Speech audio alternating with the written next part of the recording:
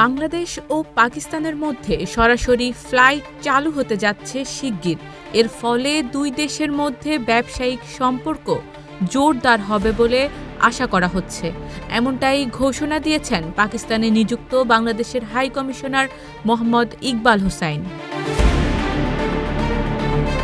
আগামী কয়েক মাসের মধ্যে দুই দেশের মধ্যে সরাসরি ফ্লাইট চলাচল শুরু হবে বলে আশা করা হচ্ছে। সম্প্রতি পৃথক দুটি প্রতিবেদনে এই তথ্য জানিয়েছে সংবাদ মাধ্যম দ্য ডন এবং দ্য নিউজ ইন্টারন্যাশনাল। প্রতিবেদনে বলা হয়েছে, গত মঙ্গলবার Islamabad chamber of commerce and ইন্ডাস্ট্রির সভাপতি নাসির মনসুর কোরেশির সাথে বৈঠক করেন পাকিস্তানে নিযুক্ত বাংলাদেশের হাই কমিশনার মোহাম্মদ ইকবাল হোসাইন। 250-টিরও বেশি ডিজাইন অপশন নিয়ে ওয়ালটন স্মার্ট ফ্রিজ, বোঝে আপনার প্রয়োজন। এ সময় হাই কমিশনার বলেন, ফ্লাইট চলাচলের এই ঘোষণাটি দুই দেশের মধ্যে সংযোগ বাড়াতে এবং শক্তিশালী অর্থনৈতিক ও সাংস্কৃতিক সম্পর্ক গড়ে তোলার ক্ষেত্রে উল্লেখযোগ্য ভূমিকা রাখবে। তিনি আরও জানিয়েছেন, ঢাকা থেকে করাচি এবং লাহোরের মধ্যে কার্গো ফ্লাইটগুলোও শিগগিরই শুরু হবে। এর ফলে উভয় দেশের মধ্যে বাণিজ্য এবং ব্যবসায়িক বিনিময় আরও সহজতর হবে।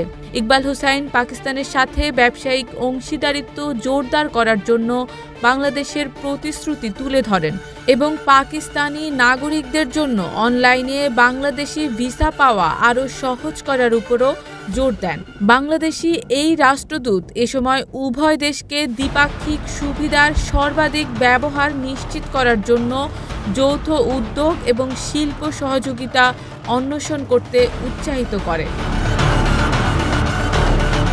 ইকবাল হোসাইন বাংলাদেশে চিনি, ইস্পাত, অস্ত্রোপচারের যন্ত্রপাতি, সিমেন্ট, শুকনো ফল, গোলাপি লবণ, দুগ্ধজাত পণ্য, মার্বেল এবং কয়লার মতো পণ্য রপ্তানির মাধ্যমে বিভিন্ন খাতে পাকিস্তানের জন্য সুযোগের কথা উল্লেখ করেছেন। তিনি বলেন, পাকিস্তান বাংলাদেশ থেকে চা এবং পাটজাত পণ্য আমদানি করতে পারে, যা দুই দেশের মধ্যে একটি পরিপূরক বাণিজ্য গতিশীলতা তৈরি করবে।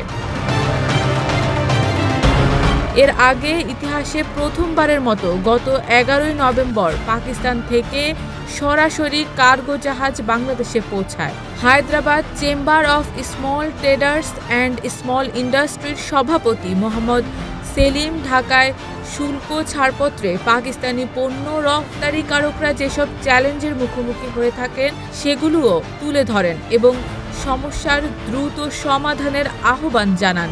এই ধরনের প্রক্রিয়াগুলো আরও সুগম করার জন্য একটি লিয়াজো কমিটি গঠনের সুপারিশও করা হয়।